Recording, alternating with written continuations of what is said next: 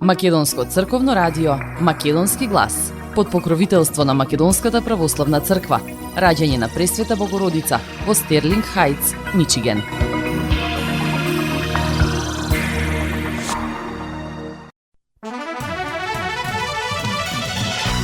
Почитувани, добар ден и добре дојдовте во новото издание на емисијата Македонски глас на Македонското црковно радио Детройт. Јас сум Небојша Карапеовски и еве што ви одбравме со колешката Маја Перовска за денешното издание. Меланија Трамп кажа Македонија и ги разлути грците. Еден збор во говорот предизвика реакција на Атина.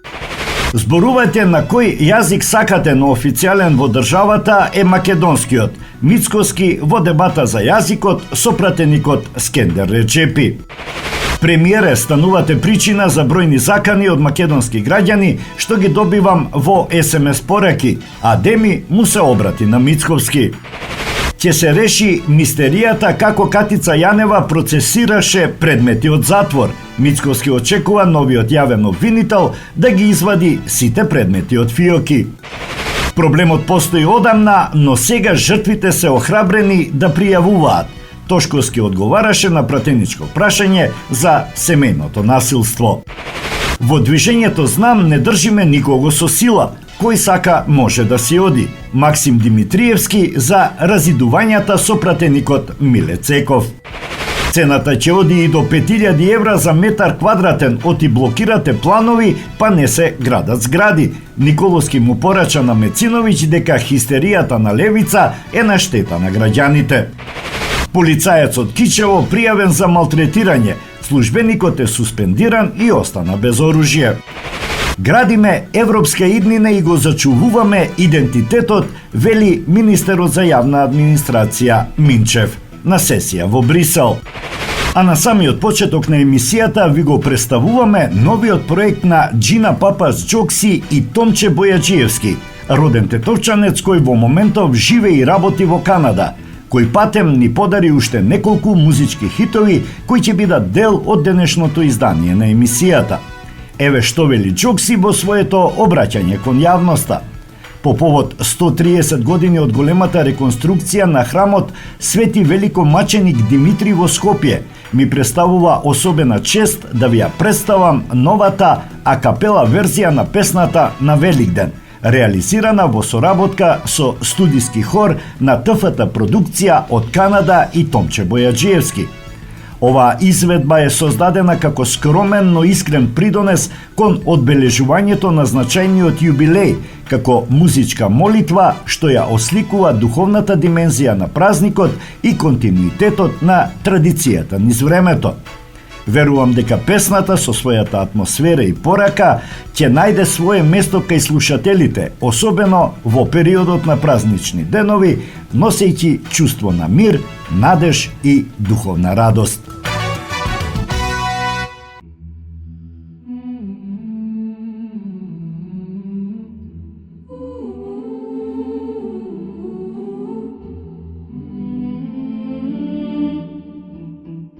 На Великден сум се заљубил, на тој голем ден христијански. Ајде Боже, ти ми помогни, кажи каде да ја најдам. Ајде Боже, ти ми помогни, кажи каде да ја најдам.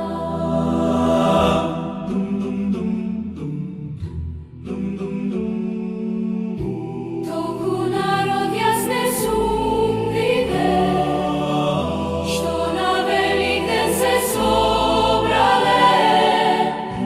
Или Боже, ти ми помогни, кажи каде да ја најдам.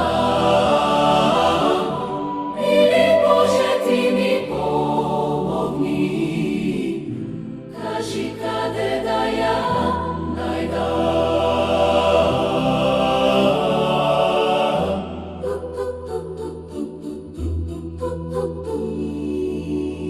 Гајди сега нека одекнат Од овде па се до небото, јас со песна ве повикувам, така неа ке ја најдеме. Јас со песна ве повикувам, така неа ке ја најдеме. Еј, мој народе македонски, Сегде каде што си населен, љубов Божја се ке победи, сета надеж пак ке воскресне. Тука најсилно со векови, звонат црквите македонски. Јас со песна ве повикувам, сакам неа да ја најдеме. Јас со песна ве повикувам, така неа ке ја најдеме.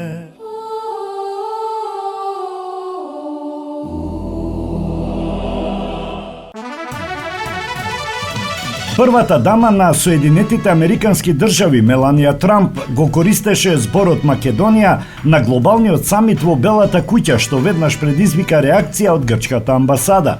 Грчките медиуми пишуваат дека Меланија го употребила името да го опише северниот сосед на Грција, што предизвикало чувствителни реакции. Терминот според грчката опозиција се врзува за историската и географска област во Грција и затоа неговата употреба за државата се смета за дипломатски спорна. Грчката амбасада во Вашингтон стапила во контакт со релевантни институции со цел да се изврши корекција. Намерата била да се осигури дека официјалните записи и идните комуникации ќе користат точната терминологија. Според дипломатски извори, користењето на Македонија создава конфузија и ја подкопува договорената рамка. Воедно се нагласува дека тоа може да влијае врз перцепцијата на грчкиот културен идентитет. Грчката страна исто така тврди дека според принципот Erga Omnes од Преспанскиот договор, подпишан 2018 година, соседот мора да се нарекува Северна Македонија во сите официјални и јавни контексти. Глобалниот самит беше организиран од Меланија и ги собра првите дами од многу држави во светот. Меѓу нив се најде и сопругата на македонскиот премиер Рози Мицковска, која имаше свое обраќање на работната сесија, а оствари и разговор и размени мислења со Меланија. Централен момент на самитот беше представувањето на американскиот изработен хуманоиден робот кој јавно се обрати и комуницираше со присутните, покажувајќи ги можностите на напредната роботика и вештачката интелигенција.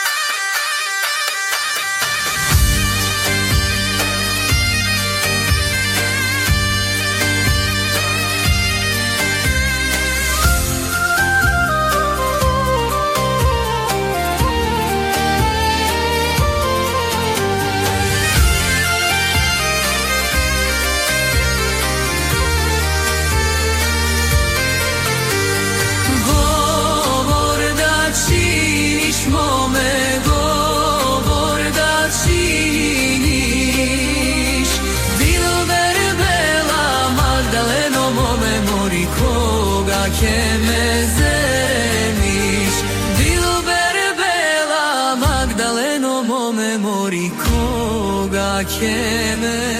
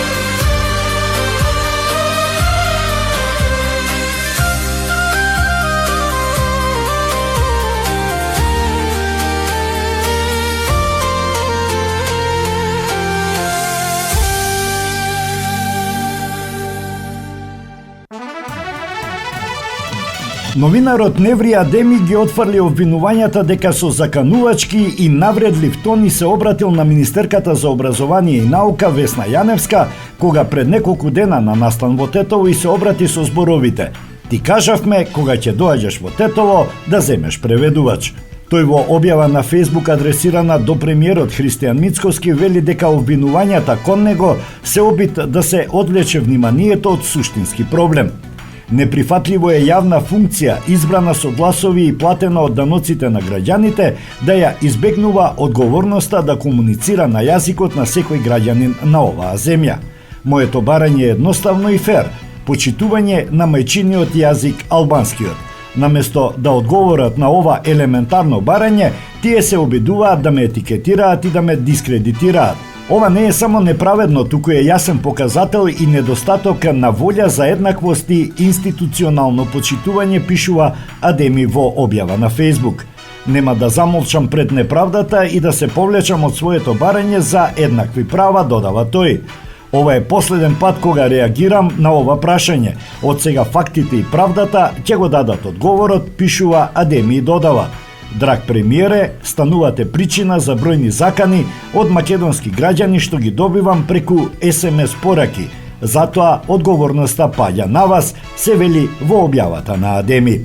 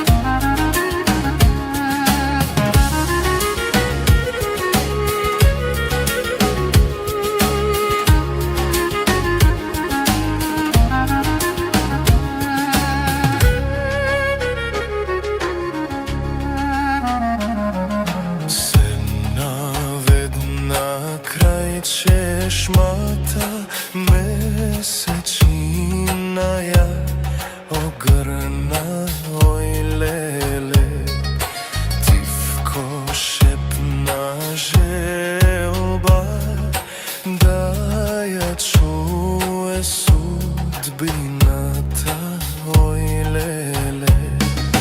Ој водо студена, тајна сокриена, срце ми трепери, љубов разбудена. Ој мома убава, како вода жива, каде ке поминеш, песна се разлива.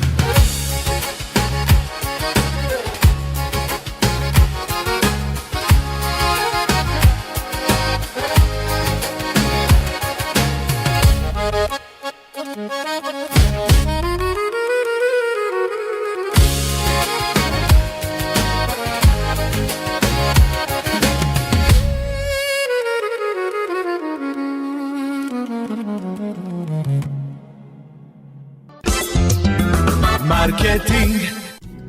Сонце од твоите руси коси. Покрај веќе познатите тулумби, баклави и разни други сладкарски производи и секако највкусниот бурек во Америка, во Атко сега можете да се снабдите со разновидни вина од Македонија, од познатите винарии Бовин и Тиквеш. Во Атко секој ден има свежо печено јагнешко, а за викендите и прасечко печење на паун. За вашите семејни прослави и други прилики можете се да порачате на телефон 586 739 6690. Врвна услуга и директна достава на нивните специјалитети до вашите домови. Вредните собственици на Атко со задоволство ќе ве услужат. Атко се наоѓа на 21-та милја и Хейс. Повелете во Атко. Звезди се кријат.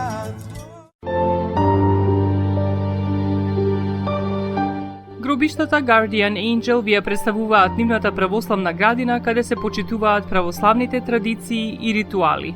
Сите гробови се свртени кон исток, а има голем простор за семејствата и фамилијата и кандила се дозволени преку целата година. Гробиштата Guardian Angel се лоцирани на само неколку минути од центарот на Рочестер. Придружете им се на вашите парохијани и посетете ги гробиштата Guardian Angel, каде детално ќе ве запознаат со рекламните цени кои се во тек до крајот на оваа година. За сите детални информации и состанок лично со вас, јавете се на 800 275 9574 во Guardian Angel Cemetery. Маркетинг.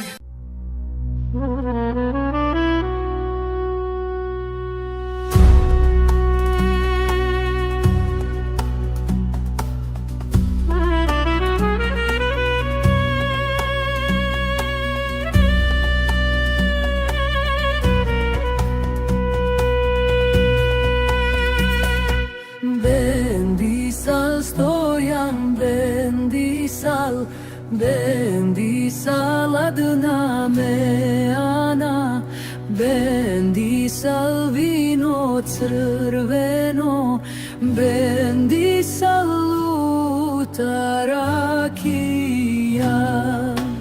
Jalo mi pilo stojane, votaja ladna me ana, otoa vino crveno i otaja lutarakija.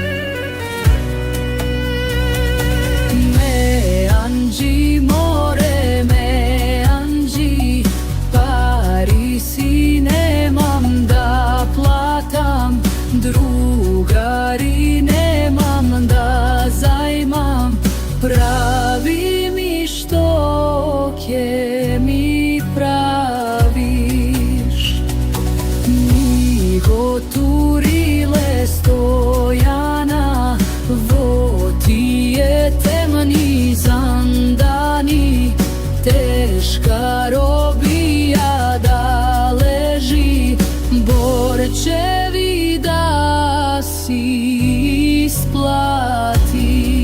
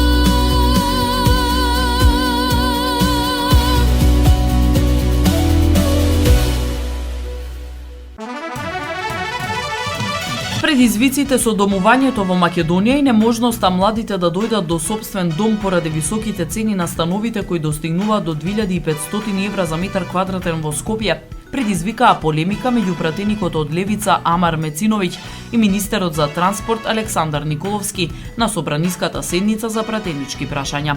Мециновиќ ја обвини владата за негрижа кон работничките семејства и за толерирање шпекулации на пазарот, додека министерот Николовски возврати дека високите цени се директна последица на блокирањето на урбанистичките планови и хистеријата што се создава против градежништвото, особено во некои скопски општини во Охрид од страна на Левица и нивните коалициски партнери.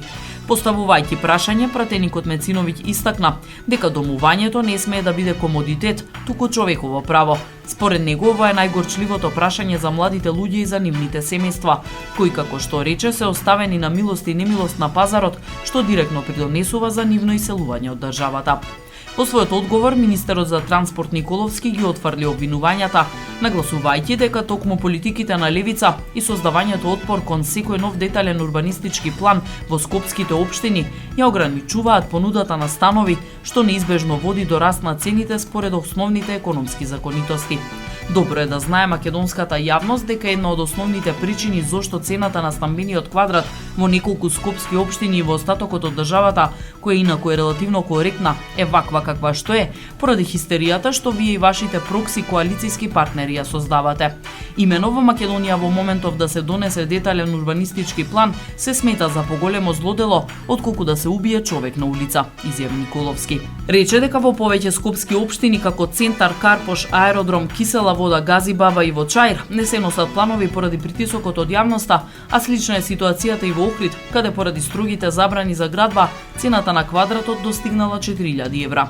Еве за урбанизацијата, вашата политика ја следиме и резултат на вашата политика е 2500 евра за квадрат. И ако продолжиме со оваа политика, 5000 евра за квадрат ќе биде, затоа што е едноставно, ако нема градба, ако нема понуда, а има побарувачка, цените ќе одат нагоре. Многу едноставно, пазар е тоа, посочи Николовски.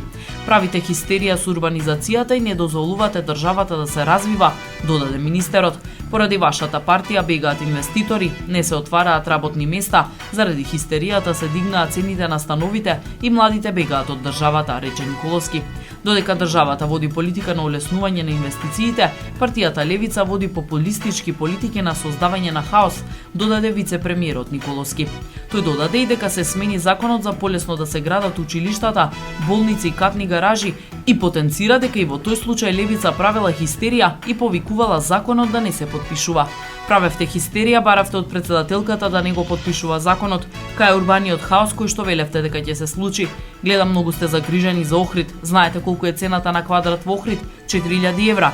Заради такви како вас, затоа што правите хистерија, се кандидиравте за градоначалник на Скопје. Како планиравте градот да го водите со ваква хистерија? Даноци кој ќе плаќа? Буџетот како ќе се полни? Лесно е да водите ултрапопулистички политики, ама тие ви се удираат во зид, одговори вице-премиерот Николовски.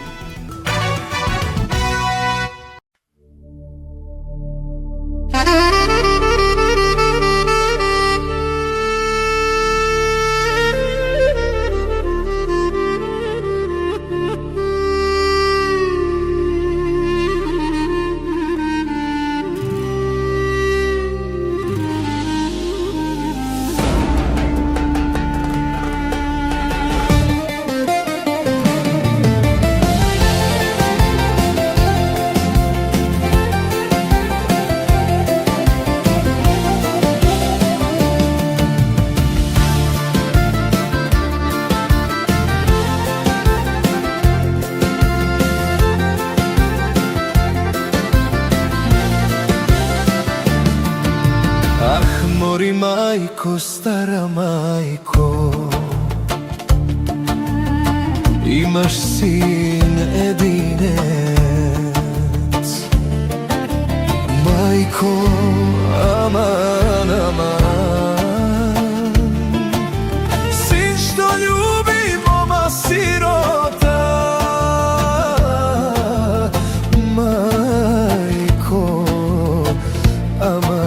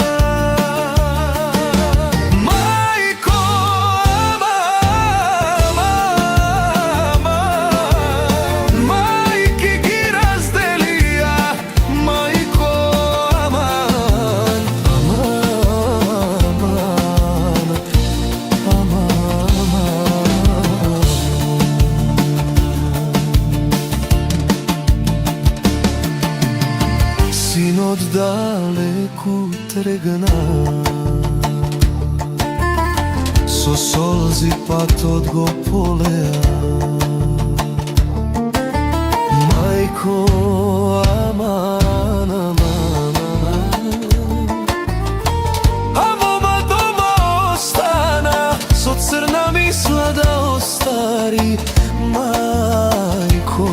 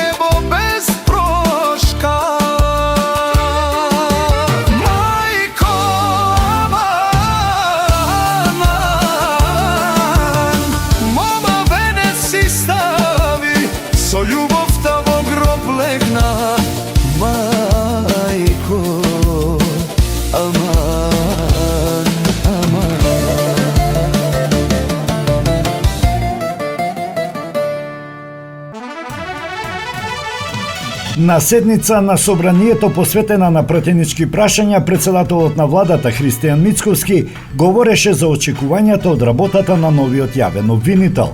Очекувањата од новиот јавен обвинител се големи во смисла дека имаме чувство, а до некаде информации, дека голем дел од предметите и представките кои се дел од институциите како резултат на внатрешната ревизија ги имаат доставено до канцеларијата на јавниот обвинител, стојат или во фиока или на дното од приоритетите.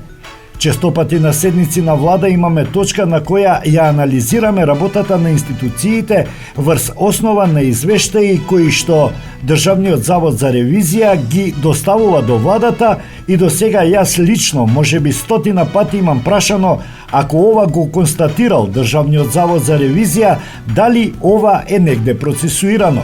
Одговорот без исклучок е да, процесуирано е до јавниот обвинител. Очекувам сите овие предмети да бидат изведени и да се работат и да се види дали таму има основано сомнение за сторен криминал од луѓето кои ги воделе тие институции или нема, посочи Мицковски. Тој истакна дека очекува од новиот јавен обвинител да направи детална анализа и да се постапи по овие веќе доставени предмети. Лично очекувам најмалку уште 2 работи кои се многу важни во историска смисла на зборот за иднината на оваа држава. Ако не ја откриеме вистината за тие 2 работи, тогаш целосно ќе живееме во илузија. Првата работа е како магично тогаш затвореникот Катица Јанева предметите кои беа дел од специјалното јавно обвинителство ги достави повторно во судска пракса. На ова прашање мора да најдеме одговор. Тоа е важно за иднината на оваа држава и за правосудниот систем и владењето на правото. И второ, исто така според мене многу важно, ако сакаме вистинска иднина, а ова ќе го поделиме во 2 подгрупи, како се судеше група на луѓе за тероризам и врз основа на кои докази и како се изведуваа изјави од тогаш така наречени заштитени сведоци. И втора подгрупа на прашања, за колкави дополнителни примања и бонуси станува збор за така наречени специјални јавни обвинители и зошто се плашат од овој предмет да влезе во фаза на истрага и во судовите, рече Мицковски. Тој порача дека ако не се направи, тогаш ќе имаме ситуација кога една група на луѓе во државава ќе биде повластена, а најголемиот дел од нашите граѓани ќе бидат тие што ќе живеат во разочарување дека правдата не владее за сите. Јавно упатувам апел до јавниот обвинител без разлика за кого и да постои основано сомнение дека сторил криминал, вклучително и за актуелната влада да отвори истрага и да ја истурка до крај. Не сме да има повластени. Не постои поголема ахилова пета за една нација и држава од луѓе кои носат одлуки во името на таа нација и држава, а се корумпирани. Затоа што тие веќе не се своји и стравувам дека одлуките што ги носат можат да бидат на штета на целата нација и држава. Затоа е подобро да се спречи, отколку потоа да се лечи, нагласи Мицковски.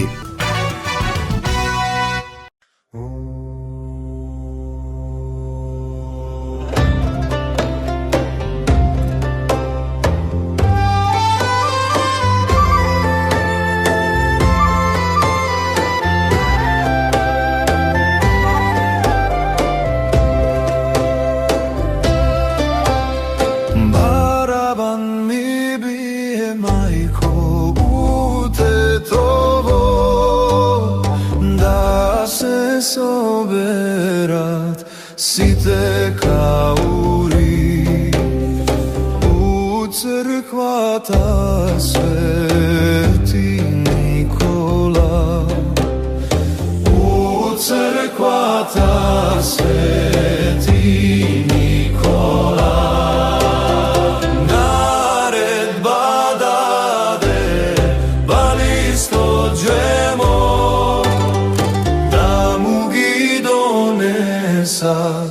Тројцата млади, млади партизани, тројцата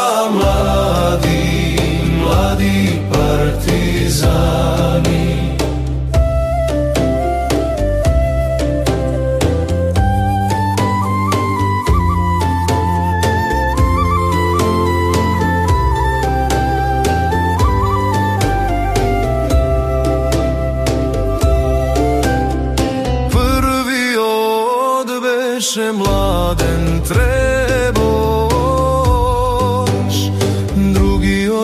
беше сретен горно малец. Третиот беше Андреј Аристовски. Третиот беше Андреј Аристовски. Двемо ги праша тројцата млади, тројцата млади, млади партизани. Дали познавате овде некого? Дали познавате овде некого? Згрмеа пушки, пушки, патрони, ни ги застрелаја тројцата млади, тројцата млади, млади партизани. Тројцата млади, млади партизани. Ранет ми стана младен требош, па ми извика смрт на фашизмот. Смрт на фашизмот, слобода на народот. Смрт на фашизмот, слобода на народот.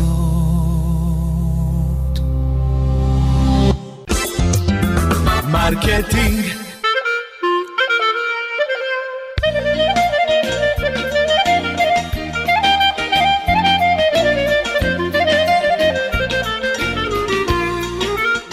Осигурителниот агент Винце Поповски и неговата компанија Custom Insurance ви гарантираат дека сите нивни клиенти се со индивидуални потреби за осигурување.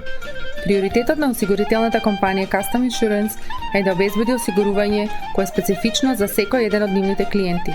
Во компанијата Custom Insurance, во собственост на нашиот сонародник Винце Поповски, нудат лично, бизнис како и животно осигурување. За детални информации јавете се на 586 731 3367 или пак посетете ги на 50551 Вен Дайк во Шелби Тауншип. Семејствата на Вуџек и Калкатера им служат на народот на Детройт веќе подолго од еден век. Нивната неспоредлива услуга искажува голема доверба која им ја искажуваат на генерации и генерации наред. Нивните две локации во Стерлинг Хајтс и во Шелби Тауншип пружаат благосклонен амбиент со кој ви пружаат длабоко и значајно искуство.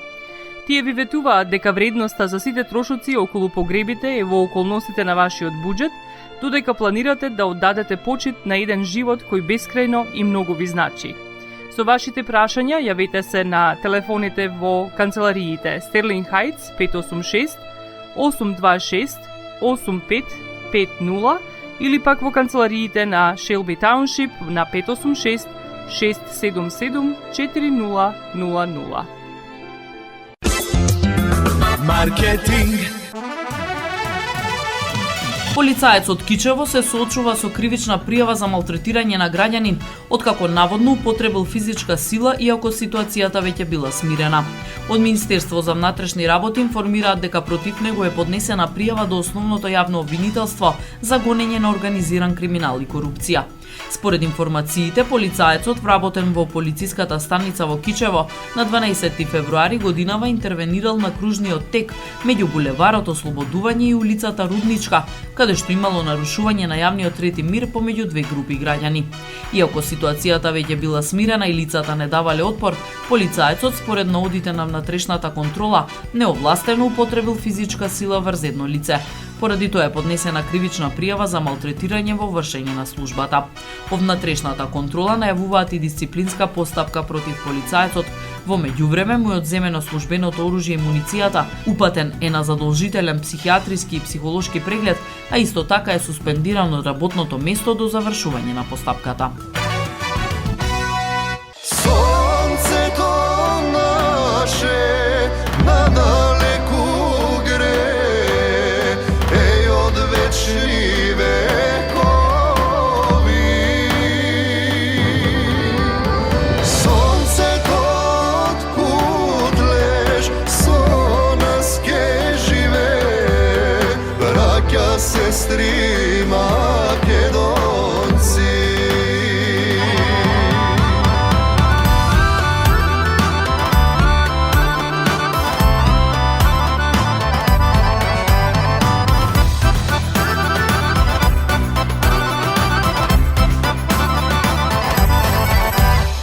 Дурот искона, народ измачен, секаде по свет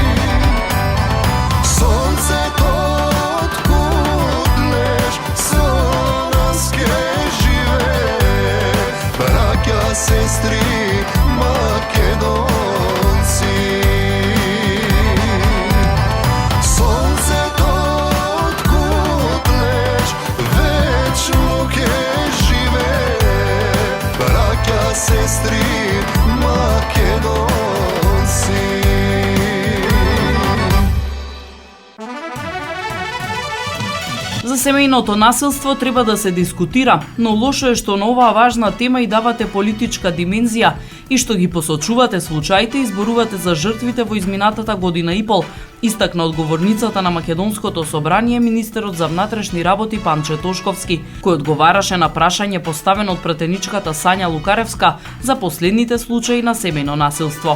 Министерот Тошковски рече дека жртвите на семејно насилство се охрабруваат, иако до пред година и пол имало само по еден случај на територијата на СВР Скопје, сега се регистрираат дневно по 2-3 случаи на семејно насилство. Тој посочи дека сега треба да се подобри системот во делот на заштитата на жртвите на семејно насилство. Законот за заштитата на жртвите од семејно насилство е донесен пред 6 години. Проблемот е што од тогаш до сега, 6 години законот има одредби кои се во колизија со други, што не овозможуваат Министерството за внатрешни работи да е ефикасно така како што треба, што не овозможуваат судот да спроведе една постапка која што ќе му биде потврдена од страна на апелација, односно апелација ги враќа предметите назад до основниот суд, поради тоа што основниот суд дополнително не ја виктимизирал жртвата, па да ја повика на главна расправа. Таа морала да биде присутна согласно одредбите на Законот за парична постапка, што именувавте и така натаму. Кога се влегува во системско решение на проблеми, тоа не треба да биде една шведска маса, па од овде да си одбереме да земеме морковче, ваму да каснеме мевце. Треба целосно да го решиме проблемот. Вие за жал не сте го решиле, јас би бил многу среќен да сте го решиле проблемот, рече Тошковски. Тој посочи дека од 2021 година до денес не е донесен правилник за обуки на полициските службеници, кој требало да биде донесен согласно Законот за семејно насилство. Да, не е донесен година и пол во време на ВМРО ДПМН и 4,5 во време на СДСМ, ама јас не велам дека не е донесен само во 4,5 години во време на СДСМ. Дали ја гледате разликата? Го констатираме проблемот, ќе постапиме максимум во рамки на наши надлежности и максимум во наша енергија за да ги намалиме ваквите случаи.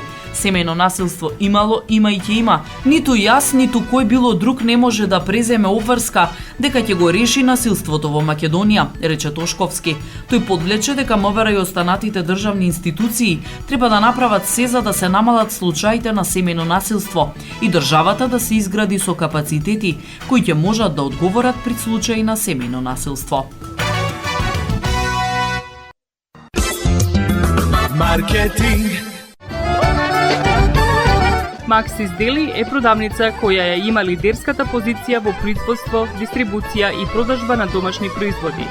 Основна дејност на Максис Дели е продажба на секојдневно печен тазе бурек, колачи и торти, како и тазе печен лед. Сите ваши нарачки пласирајте ги на телефон 586 978 1121. Во Максис Дели можете да се снабдите со разни видови кафе, сирења, кашкавал, сувомеснати производи, маслинки, туршија, ајвар, лутеница, како и со домашни и странски, алкохолни и безалкохолни пијалоци. Исто така, Максис Дели ги продава своите приватни заштитни знаци Максис Meats, Градина и Сонце. Максис Дели се наоѓа на 4160 15-та милја во Стерлинг Хајтс, еден блок источно од Рајан. Работното време е од понеделник до сабота, од 9 часот наутро до 9 часот навечер и во недела од 9 часот наутро до 6 часот попладне. Повелете во Максис Дели.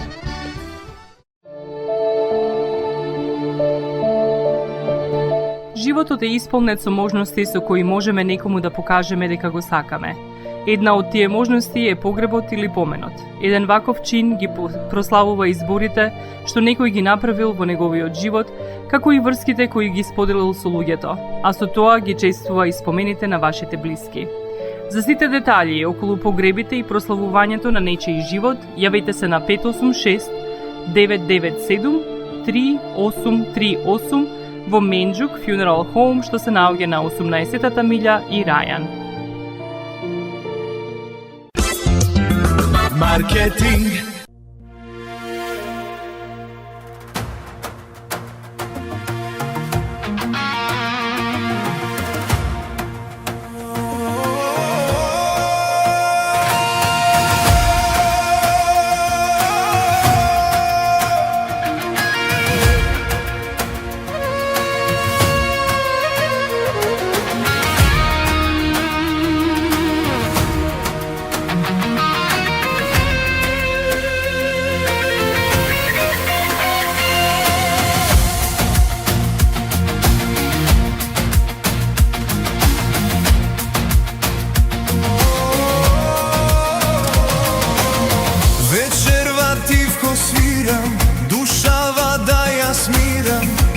чаша вино испивам.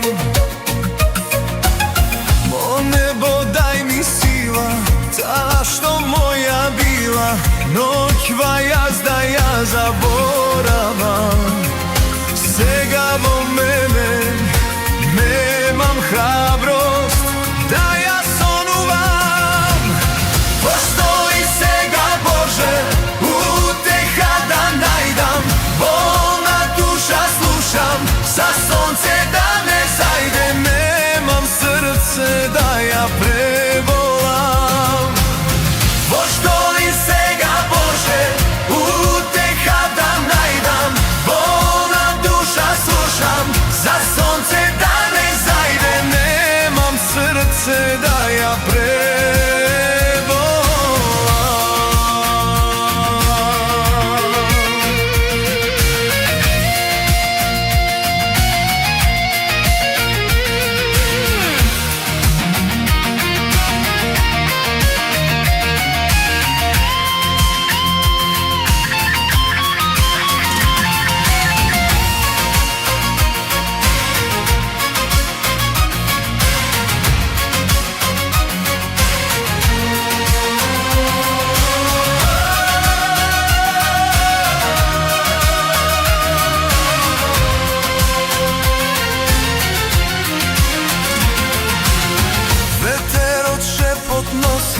Мирисот тие коси, а жешка солза капљува. Од љубовта ми трага, во срце чувам тага, и вечно без тебе ќе заспивам.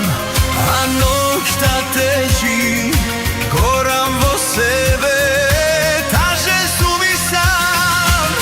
Постои сега Боже, утеха да најдам, болна душа слушам, За сонце да не зајде, немам веќе да се разбудам.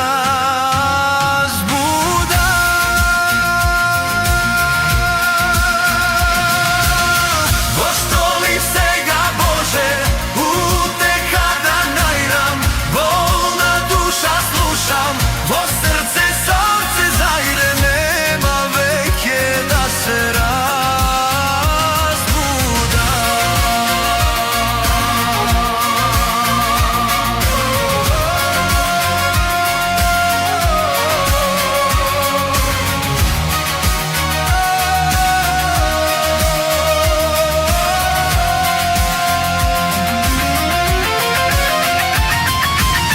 Постои сега Боже, утеха да најдам, болна душа слушам, за сонце да не зајде, немам срце да ја не волам.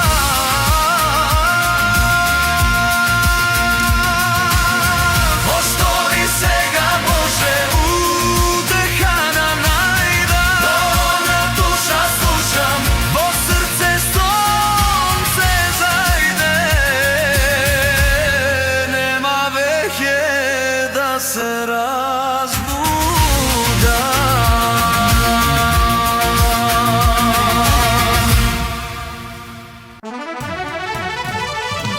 Реформата на јавната администрација останува клучен приоритет на Македонија, како во процесот на европската интеграција, така и во унапредувањето на функционирањето на институциите на национално ниво. Нашата определба е јасна: професионална администрација, ефикасни институции и услуги ориентирани кон граѓаните и бизнисите, нагласи министерот за јавна администрација Горан Минчев на 14-тиот состанок на специјалната група за реформа на јавната администрација помеѓу Европската комисија и Република Македонија, кој за прв пат се одржува во Брисел. Минчев се осврна и на последните наоди од извештаите на Европската комисија, нагласувајќи дека тие представуваат важен инструмент за насочување на реформските активности. Македонија се движи напред. Последниот извештај на Европската комисија за 2025 година ја потврдува нашата посветеност и видливиот напредок во реформата на јавната администрација. Во споредба со претходните извештаи, јасно е дека напредокот е конкретен и мерлив, потенцираше министерот. Едновремено истакна и дека европската перспектива на државата се гради врз основа на демократските вредности, но и со јасна почит кон националниот идентитет, јазикот, култура, и историскиот континуитет на македонската држава. Нашата европска перспектива ја градиме паралелно со зачувувањето на националниот идентитет, македонскиот јазик и културниот и историскиот континуитет на Македонија. Станува збор за вредности кои се длабоко втемелени во нашето демократско уредување и кои се дел од процесот на институционално јакнење и развој, рече министерот.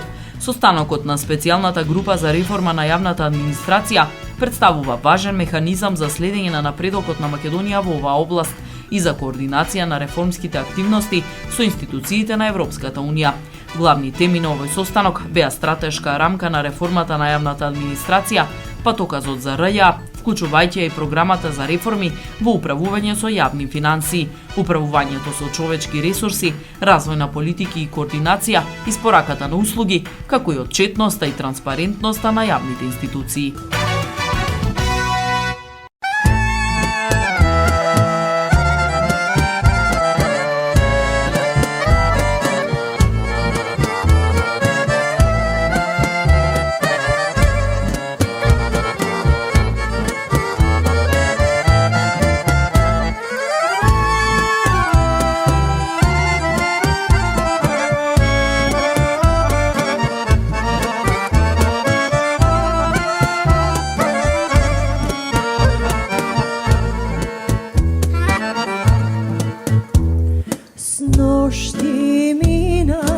Сношти минав крај рајската градина,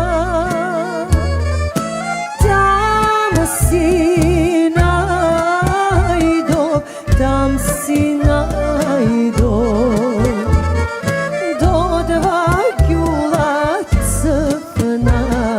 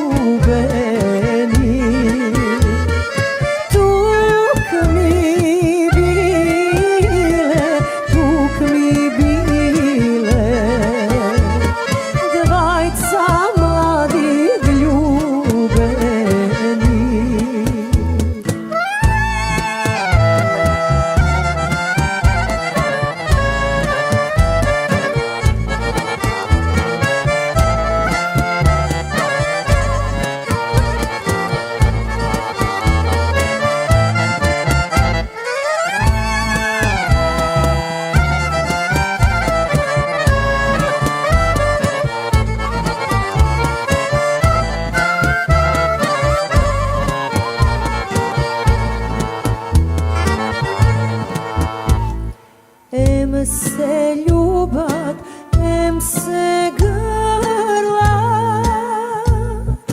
ем си ти ко говора. Љубовта е, љубовта е отровна. Мера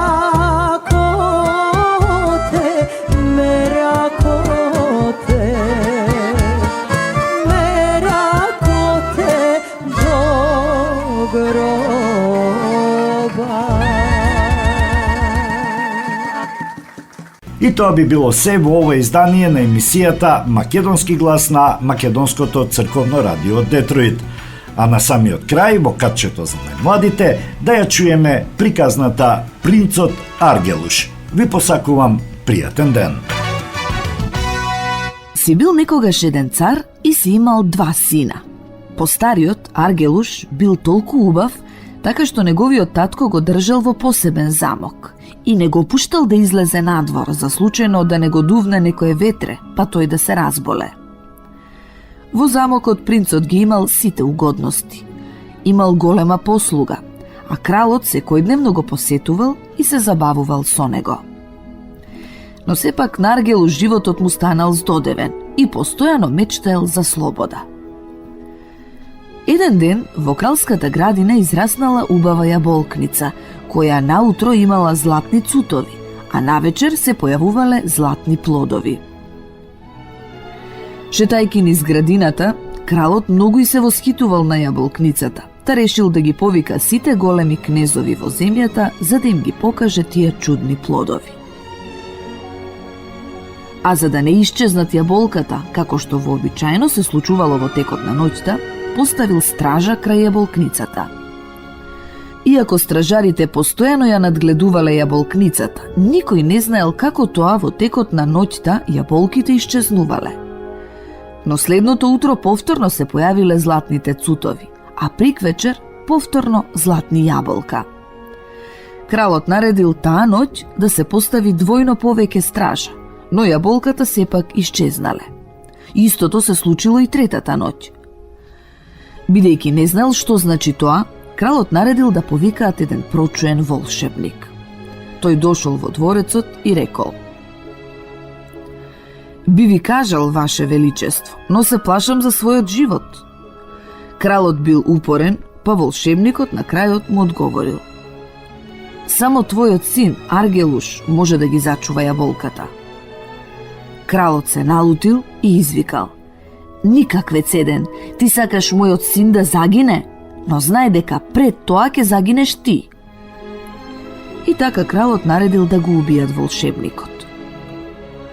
Помалиот син, кој бил избувлив, та затоа кралот и не го сакал, изразил желба да ја чува јаболкницата, а кралот му го дозволил тоа.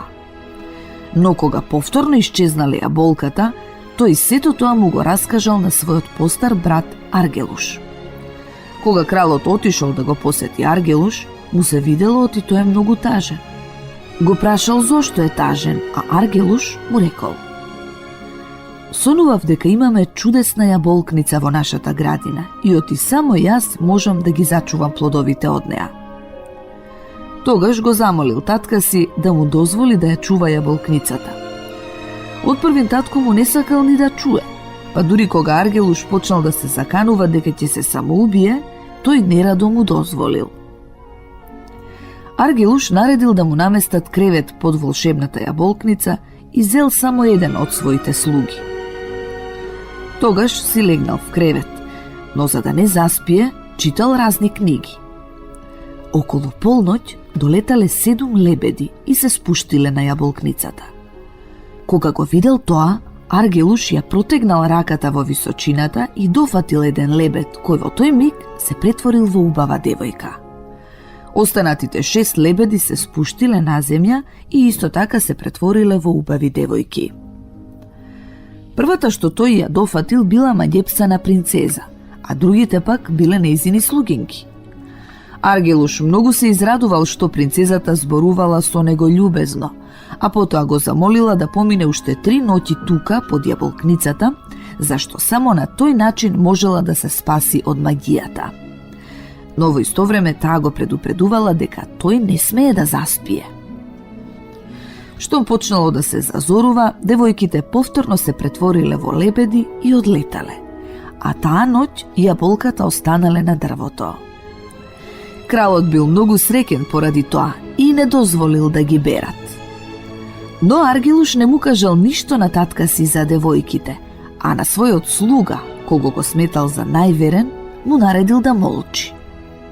Токму тој слуга на Аргелуш се познавал со некоја девојка која била керка на една голема волшебница, па и раскажал се во доверба. Таа пак и раскажала на својата мајка, а мајката му наредила на слугата да молчи и му дала кожно кесе, па му рекла: кога ќе легне твојот господар, подотвори го кесево и тој веднаш ќе заспие, а кога ќе одлетаат лебедите, намачкај му ги очите со маста од ова тегличе и тој ќе се разбуди. Следната ноќ Аргелуш бдеел, но кога неверниот слуга го отворил кесето зад неговиот грб, тој заспал како заклан. Лебедите долетале и се претвориле во девојки, а принцесата почнала да го тресе Аргелуш. Му наредила на слугата да го разбуди, но напразно не можеле да го разбудат. Кога почнало да се разденува, принцесата му наредила на слугата да му пренесе на неговиот господар. Следната ноќ да биде предпазлив. Тогаш девојките се претвориле во лебеди и одлетале. Во тој момент слугата му ги намачкал очите на својот господар со маста. Кога тој се разбудил, неговиот слуга му раскажал за девојките и за она што му го порачала принцесата. Принцот многу се налутил и му наредил на слугата да молчи за се што се случило. Слугата повторно и се доверил на девојката, а таа на мајка си, која го посоветувала да постапи исто како и претходната ноќ. Следната ноќ Аргелуш цело време се обидувал да не заспие, но неверниот слуга испуштил малку ветре од кесето и неговиот господар повторно заспал. Тогаш долетале лебедите, се претвориле во девојки и повторно почнале да го тресат принцот. Дури и го кренале од креветот и го шетале, но ништо не помагало. Принцесата уште еднаш му рекла на слугата да му порача на принцот да не заспива ако сака да ја ослободи. Кога Аргелуш се разбудил, слугата му раскажал се, но не му кажал за волшебницата и за кесето. Аргелуш цел ден се трудел да заспие, за да не му се приспие во текот на ноќта, но залудно. Повторно заспал, а кога девојките не можеле да го разбудат, му рекле на слугата да му порача на неговиот господар дека тој повеќе никогаш нема да ги види, зашто ќе мораат да заминат на пат во далечните краишта. Ако Аргелуш посака да ја дознае причината, тогаш ќе требало да го премести мечот што виси над неговиот кревет во замокот, од еден на друг клин, па тој ќе му каже: а ако сака да ме бара, тогаш кажи му дека до изгреј сонце во црниот град ќе мораме да го завршиме нашето патување.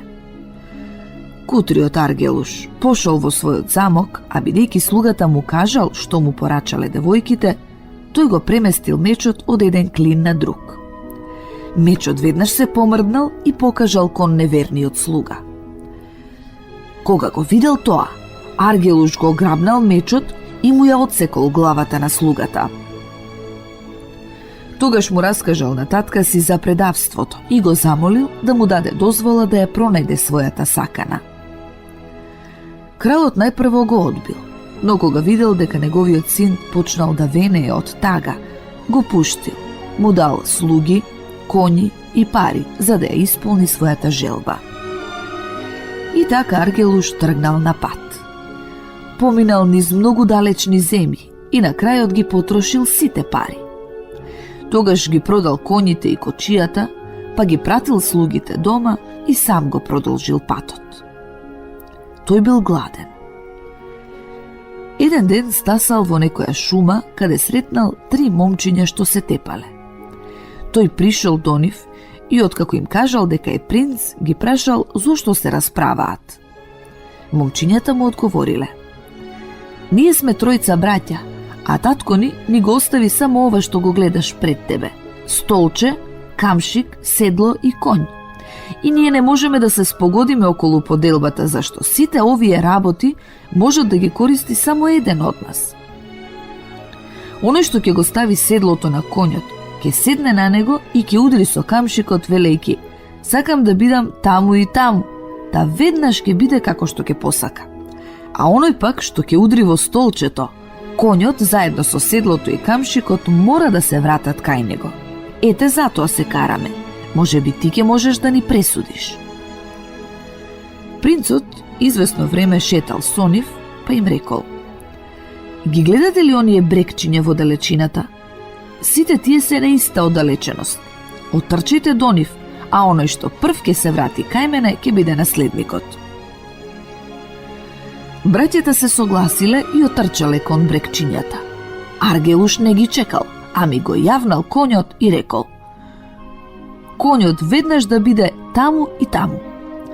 Тогаш конјот го однел Аргелуш во едно мочуриште, од кое тој одвај се извлекол, па мртов гладен стасал до една куќа.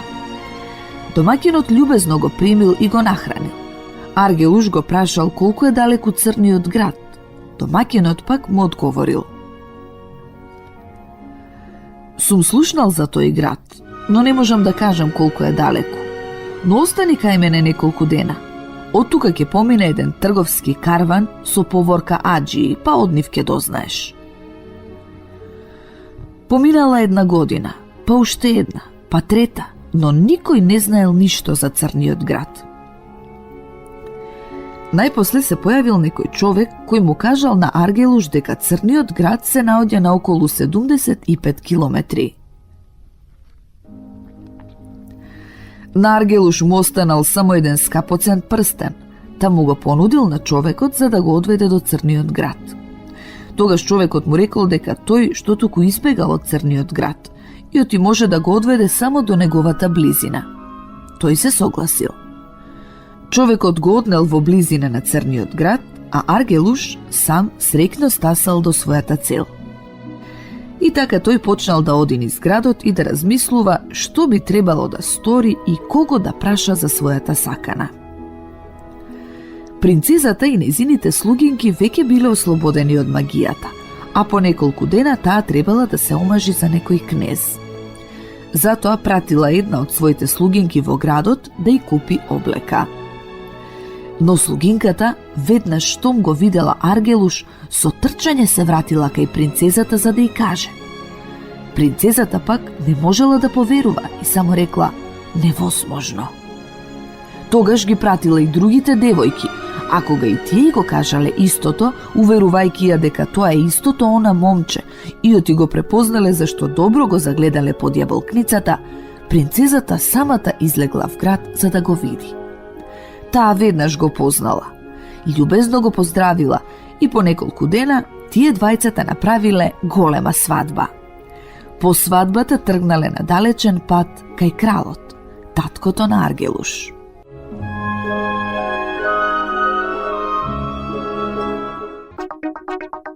Македонско црковно радио, Македонски глас, под покровителство на Македонската православна црква, раѓање на Пресвета Богородица во Стерлинг Хајтс, Мичиген.